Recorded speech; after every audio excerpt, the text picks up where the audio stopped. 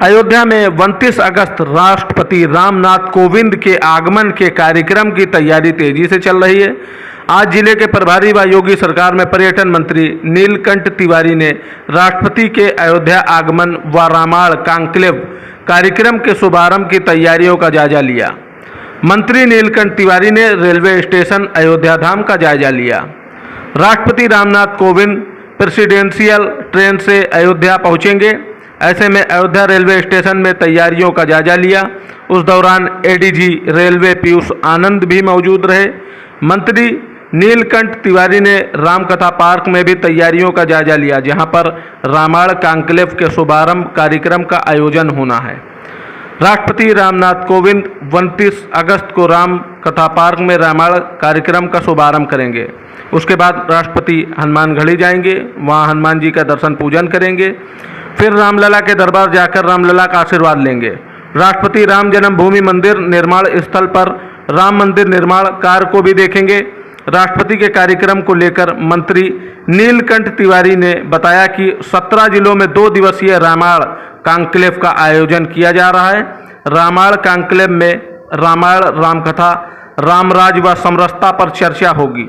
29 अगस्त को राष्ट्रपति के हाथों रामायण कॉन्क्लेव का शुभारंभ अयोध्या से किया जाएगा। 29 अगस्त को रामायण कॉन्क्लेव में रामकथा में सामाजिक समरसता पर चर्चा होगी। राष्ट्रपति रामलला व हनुमानगढ़ी में जाकर दर्शन पूजन करेंगे। मंत्री नीलकंठ ने कहा कि रामलला संपूर्ण भारतवर्ष के आराध्य हैं। हर व्यक्ति चाहता है अयोध्या जाकर रामलला का दर्शन करें। राष्ट्रपति के अयोध्या आगमन पर उनका स्वागत है। तैयारियां उसकी चल रही हैं। ये प्रस्तावित कार्यक्रम जो हम लोगों ने आग्रह किया है वो 29 तारीख को रामायण कॉन्क्लेव पूरे प्रदेश में ऐसे करके करीब 17 जिलों में 2 दिवसीय कार्यक्रम हो रहा है, जिसमें रामायण पर, रामकथा पर आधारित विभिन्न बिंदु जो समाज से सरोकार रखते हैं, जैसे रामायण में, रामकथा में राम राज्य, रामकथा में सामाजिक समरसता, रामकथा में सखा भक्ति, राम, इसी करके विभिन्न भातृ प्रेम, ये सभी चीज़ों को लेकर के अलग अलग टॉपिक तय करके अलग अलग जनपदों में होना है। उसी का 29 तारीख को यहाँ से शुभारंभ होना है। यहाँ का विषय जो है रामकथा में सामाजिक समरसता, ऐसा करके एक तय हुआ है और हम लोगों ने इस कार्यक्रम के शुभारंभ करने के लिए माननीय राष्ट्रपति जी को प्रस्तावित किया है, आग्रह किया है। राष्ट्रपति जी आते हैं तो राष्ट्रपति जी के विभिन्न जो भी कार्यक्रम स्थल हैं, जो भी सुरक्षा की व्यवस्था है, सभी विषय को लेकर के एक बार यहाँ पर अधिकारियों के साथ पूरे कार्यक्रम स्थलों का निरीक्षण किया जा रहा है और उसके बाद उसकी समीक्षा की जाएगी। सर, राष्ट्रपति जी क्या रामलला भी जाएंगे, हनुमानगढ़ी दर्शन भी करेंगे? स्वाभाविक रूप से कोई भी व्यक्ति अयोध्या धाम यदि आएगा, अयोध्या जी में आएगा, तो प्रभु श्री राम के दर्शन अवश्य करेगा, हनुमानगढ़ी जरूर जाएगा। हम लोग भी ऐसी अपेक्षा करते हैं। सर, देश के पहले राष्ट्रपति ऐसे हैं जो रामलला के दर्शन करने के लिए आ रहे हैं। देखिए, बस एक लाइन की बात कि रामलला संपूर्ण भारतवर्ष के आराध्य हैं, साथ ही साथ अलग अलग लोग अलग अलग भाव से इसको देखते हैं। कोई मर्यादा पुरुषोत्तम के भाव से देखते हैं, कोई रामराज के स्थापना करता संकल्पना को लेकर के आगे बढ़ने वाले राजा के रूप में देखता है। अलग अलग भाव से लोग देखते हैं। प्रत्येक व्यक्ति चाहता है, उसके जीवन की आकांक्षा होती है कि एक बार जो भी भाव रखता हो प्रभु श्री राम के अयोध्या जी में जाके दर्शन अवश्य करे। राष्ट्रपति जी भी आ रहे हैं, उनका स्वागत। राष्ट्रपति के आगमन को लेकर 29 अगस्त की सुबह से ही अयोध्या आने वाली ट्रेनें भी प्रभावित हो सकती हैं। विशेष कारण आने वाली यात्री भी प्रभावित होंगे, लेकिन रेल मंत्रालय यात्रा प्रारंभ करने वाले सभी यात्रियों को इसकी पूरी जानकारी देगी। दरअसल देश के राष्ट्रपति Ramnath Kovind special presidential train से अयोध्या पहुंचेंगे, जिसको लेकर रेलवे मंत्रालय लखनऊ से अयोध्या जाने वाले रेलवे लाइन को दुरुस्त किए जाने के साथ अयोध्या स्टेशन को सजाया जा रहा है, जिसका जायजा लेने पहुंचे पूर्वोत्तर रेलवे लखनऊ मंडल के डीआरएम सुरेश कुमार ने राज्य सरकार के सुरक्षा अधिकारियों के साथ स्टेशन तैयारियों का जायजा लिया। इस दौरान कई स्थानों पर यात्रियों की सुविधा में लगे व्यवस्थाओं को बदलने के साथ महामहिम के ट्रेन आगमन को लेकर रेलवे लाइन की सुरक्षा को देखने के लिए लखनऊ से ध्रुव निरीक्षण की यान लेकर अयोध्या पहुंचे। डीआरएम सुरेश कुमार ने बताया, ये नॉर्मल सेफ्टी इंस्पेक्शन जो अयोध्या से लखनऊ के बीच कोई भी स्पेशल ट्रेन चलाने के लिए अगस्त यात्रा को लेकर जो भी यात्री प्रभावित होंगे उनकी पूरी जानकारी पहले से ही उन तक पहुंचा दी जाएगी, जिसकी स्कीम तैयार की जा रही है। निरीक्षण में राज्य सरकार के प्रतिनिधि सिक्योरिटी को लेकर किए गए रिक्वायरमेंट प्रोटोकॉल के मुताबिक जो भी ज़रूरतें हैं उनके हिसाब से अरेंजमेंट किए जाने का निर्देश दिया गया है। उन्होंने बताया कि अधिक और भी कई सूचनाएँ बचे दिनों से प्राप्त हो सकती हैं। इसके आधार पर धीरे धीरे सभी तैयारियों को अंतिम रूप दिया जा रहा है। तो नॉर्मल जो हमारा सेफ्टी का इंस्पेक्शन है, बेसिकली लखनऊ से अयोध्या के बीच में वो नॉर्मल सेफ्टी इंस्पेक्शन है ये, कि हमको कोई भी ट्रेन चलाने के लिए जो सेफ्टी का स्टैंडर्ड मेंटेन करना होता है और जो इंस्पेक्शन करने होते हैं ये भी उसी का ही पार्ट है ये। वो स्कीम अभी बन रही है, जो भी स्कीम बनेगी जिसमें भी यात्री प्रभावित होंगे उसको पहले से ही एडवांस में ही उसको पूरा प्रचार किया जाएगा उसका। स्कीम भी अभी बन रही है। जो ऑपरेशन और पैसेंजर को अफेक्ट करने वाली कोई भी चीज़ अगर है वो अभी स्कीम फाइनल है।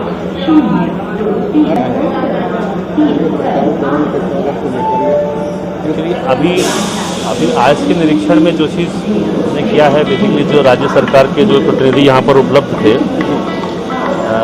उनके साथ उनकी जो सिक्योरिटी की रिक्वायरमेंट है और जो भी उनके प्रोटोकॉल के हिसाब से जो भी ज़रूरतें हैं आज उसके हिसाब से हमने अरेंजमेंट्स फाइनल किए हैं। अभी 29 अगस्त को राष्ट्रपति रामनाथ कोविंद के आगमन को लेकर सुरक्षा का एडीजी जोन एसएन सावंत कार्यक्रम स्थल का जायजा लिया। जायजा लेने के बाद एडीजी जोन एसएन सावंत ने बताया कि राष्ट्रपति के कार्यक्रम को लेकर सभी तरह की सुरक्षा व्यवस्था की जा रही है। 29 अगस्त को वीवीआईपी कार्यक्रम को लेकर अयोध्या में टेम्परेरी रूट डाइवर्जन लागू होगी और आम श्रद्धालु को रामलला के दर्शन में कोई असुविधा नहीं होगी। वीवीआईपी और दर्शनार्थियों की लेन अलग अलग होगी। एडीजी जोन ने अयोध्या रेलवे स्टेशन, रामकथा पार्क, राम जन्मभूमि, साहित्य संपर्क मार्गों की सुरक्षा का जायजा लिया। आगमन के परिप्रेक्ष्य में हमारे पुलिस एवं प्रशासन द्वारा सभी प्रकार की व्यवस्था किया जा रहा है। इस समय भी हम लोग रामकथा पार्क में मौजूद है, जहाँ पे एक कार्यक्रम प्रस्तावित है और सभी समस्त प्रकार जो होमवर्क किया जाता है, चेकिंग टेस्टिंग कराना और व्यवस्था डिप्लॉयमेंट करना और उसके साथ अन्य समस्त आनुषंगिक व्यवस्था हम लोग कर रहे हैं। सर, क्योंकि 29 जैसे रूट के परिवर्तन रह सकता है टेम्परेरीली, तो उसी के हिसाब से ये समय से इसको आगमन के एक दिन पहले ही और आगमन के दिन भी ये सभी न्यूज़पेपर में भी दिया जाएगा और सबको बता दिया जाएगा प्रशासन की तरफ से, पुलिस की तरफ से, ताकि लोगों को यही अपील करें। मसौदा ब्लॉक के ग्राम सभा ताजपुर कोडरा के रहने वाले अशफाक उर्फ कल्लू ने चौकी इंचार्ज विवेक राय पर लगाया था आरोप, जिसका मामला कोर्ट में विचाराधीन है। तब विवेक राज औद्योगिक क्षेत्र पूरे काशीनाथ थाना कैंट के चौकी इंचार्ज थे। विवेक राय का मामला बच्चों की लड़ाई में 50,000 ऐंठने का था, फिर भी कल्लू ने 6,000 दिए थे। अशफाक कल्लू ने इसकी शिकायत उच्च अधिकारियों के यहाँ भी की।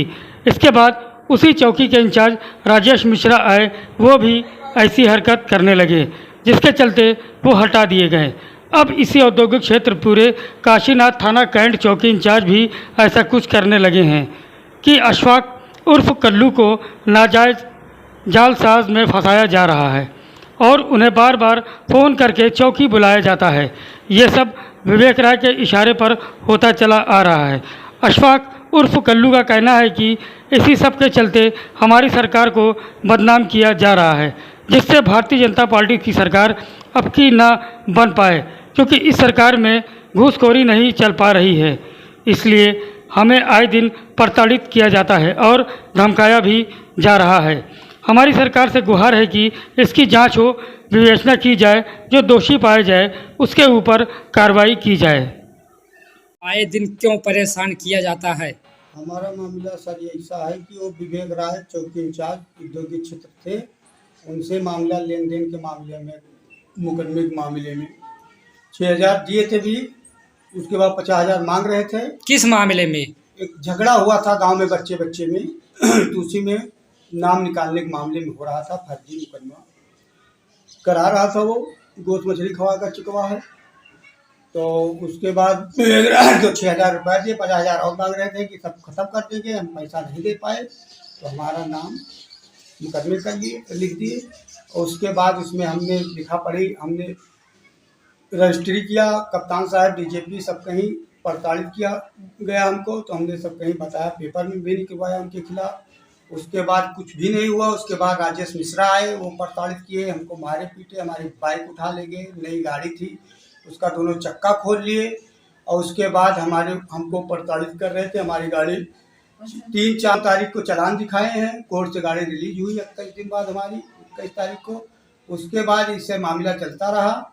उसके बाद एक धर्मेंद्र कुमार गुप्ता आए हुए हैं, विवेक राय के सहारे थे, वो भी प्रताड़ित कर रहे हैं हमको, फर्जी मुकदमे में किस लिए कोशिश कर रहे हैं।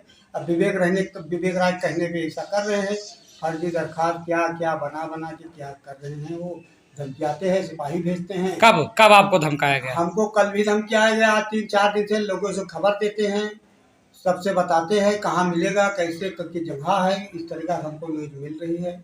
हम गांव घर छोड़े हुए हैं, हमारे बच्चे सब परेशान हैं, हमारे गाड़ी है, बिलोरो है, ट्रैक्टर है, कुछ कसूर हूँ। और सरकार से हमारी ये गुहार है कि हमारे साथ न्याय किया जाए। हमारे खिलाफ कोई अपराधी है हम वो है तो जांच कराया जाए।